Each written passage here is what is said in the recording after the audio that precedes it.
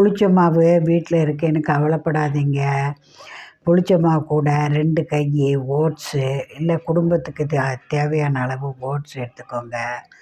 அதை நல்லா கலக்கிட்டு ருசிக்கு தகுந்த உப்பு, பெருங்காயத்தூள் போட்டு வெங்காயம், பச்சை மிளகா, கொத்தமல்லி, கருவேப்பிலை தழை, இஞ்சி, கடுகு, உளுத்தம் பருப்பு, ஜீரகம், மிளகு எல்லாம் தாளித்து கொட்டி கலந்து ஊற்றுனீங்கன்னா ரொம்ப நல்லாயிருக்கும்.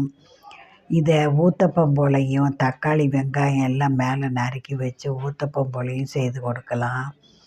தொட்டுக்க தேங்காய் சட்னி, புளி சட்னி, சாம்பார், இட்லி சாம்பார், தக்காளி கிச்சடி, கத்திரிக்காய் கிச்சடி போல் சைடு டிஷ்ஷு தொட்டுக்கிட்டு சாப்பிட சுவையாக இருக்கும். சுட சுட சாப்பிட்டா கூட ஒன்று சாப்பிட ஆசையாக இருக்கும். அதனால் சூடாகவே சாப்பிடுங்க.